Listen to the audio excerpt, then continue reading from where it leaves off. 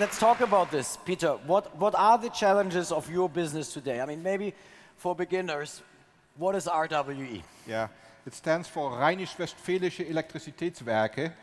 It's basically an old electric utility, 116 years old. We have a generation fleet which includes hard coal, lignite, nuclear, gas-fired, hydropower, all you have it. It has one of the largest distribution grids in Germany and in Eastern Europe, and it has something like 23 million customers over the countries UK, Netherlands, Germany, and the various Eastern European countries.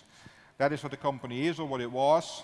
If you want to get a feel for the drama of what we got through, I mean, this is all startup environment, and you know how much or how important money and financing is.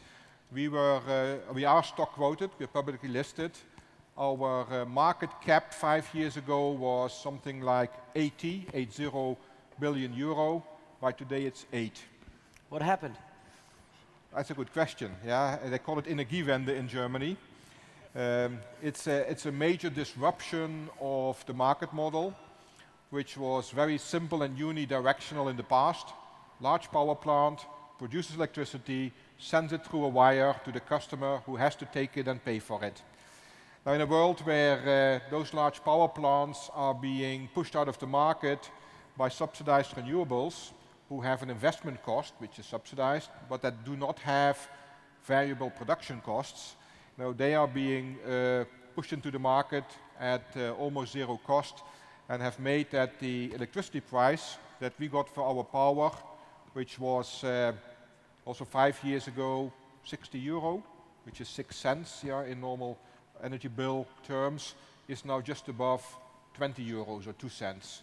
And that after we have embarked upon one of the biggest investment programs in modernization of our power plants in the last 10 years, caught us on the wrong feet.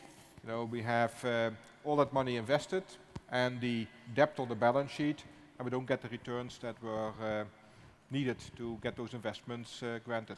So of course, digitalization is going to help you to grow again from 8 to 80. Rainer, what is Planet OS doing? Well, to start out a little bit further out, so in the past 10 to 15 years, what you have seen as humanity is quietly wired up the natural world. So we have deployed a lot of satellites, we have radars, we have weather stations, we have ships, we have cars. Everything is connected these days, and this information is being used by energy companies, by governments, by insurance, by agriculture, you name it. And what Planet OS does is what we call is a data integration platform, really, with a lot of tools which we call the data infrastructure that allows to connect elegantly to proprietary data, open data, and commercial data providers, and feed it to your really domain-specific applications. And so when you look at the externalities that power companies are facing from extreme weather events, or in general other kind of externalities that your assets are exposed to, you want to be sure that you take that information into account. And so Planet OS is really, our mission really is to make all geospatial weather and climate data universally accessible by everyone, and therefore sort of enable their creativity to create applications that can power these companies. So if I understand this correctly, the energy prices already dropped massively, and now you're investing in a company which helps mankind to even save more energy of the lower price. Is that right, Peter? Well, the whole energy world and the business model is changing. Yeah? And I've said already, the unidirectional world doesn't exist anymore. We live in a world of the 3Ds, and it's not three-dimensional, but it's the 3Ds for decarbonization, decentralization, and digitalization. Those are the things that will be determining our business model in the future. And we have quite a lot of capable people in our company, but they have been used to work with a different rhythm. The rhythm at RWE was you plan for 5 years, then you build for 5 years, and then you operate for 50 years. Now, that sequence has changed pretty dramatically. I've told my people, we still apply the 5-5-50 rules, but instead of years, it's going to be weeks, if not days. And that means that the speed with which things need to be developed cannot be done only by a large company. And if you look at the way the world innovates, that is much different from the way we innovated in the past. We developed ideas ourselves, but it's now about open innovation, it's about sharing everything, and it is about getting the new ideas incorporated in our company. And that's where the cooperation comes for, because he has good ideas and he has lots of talents. We have the scale to apply them and to make it for him a productive market and something that he can And you earn also money. bring customers? Yes. So where did you two meet? That was not the initiation of the relation. Basically, he met with our Silicon Valley team. We have 5 people in Silicon Valley on the ground. They are part Like of the some ecosystem. scouts? Well, it's more than scouts. You know, they interact with all the people over there, and they're basically the ones who then combine the ideas and the initiatives with the larger part of the organization. And then pretty quickly an idea came up that his geospatial information is very relevant for our offshore wind parks. Huh. Now, offshore wind park is dependent on the weather, not only whether there is wind or not wind, but whether your maintenance crew can go out to do the maintenance or not, you know, or sits there for 4 days and still needs to be paid. Having good, reliable, predictable geo data on that is very helpful for us, and that's where one of his products. And then you invested, is that right? You're a shareholder, a minority shareholder. Is the deal public? Can we talk about it? Or It's his Rainer? company. Yes. No one listening here, it's fine. Yeah, it's all right. All friends here. RWE is currently as a minority shareholder, as a strategic partner in which we help them to jointly become the digital power company they so badly need to become in this modern world. With regards to offshore wind farms, yes, it's a very volatile space in terms of it's very unpredictable, not only because of the weather, but also the operations. If you have 160 turbines in one wind farm and you have 7 vessels, that becomes a pretty massive operation. And if you consider all the deficiencies that come from human error, inability to look at data anywhere, anytime in the world, inability to integrate this geospatial data with SCADA data, with vessel management data, with ERP data, then that's where a lot of the savings and incremental revenue come from. And the savings, I mean, I'm not really a big expert in wind farms. I drive by them and they look sometimes very massive. How do you help Peter to save money? So yeah, if you have 160 turbines and you have them offshore, you have vessels to maintain those. And so what happens, as an example, because we don't have time to go through everything, but one of the examples is when a wind turbine has been maintained, you need to release the wind turbine.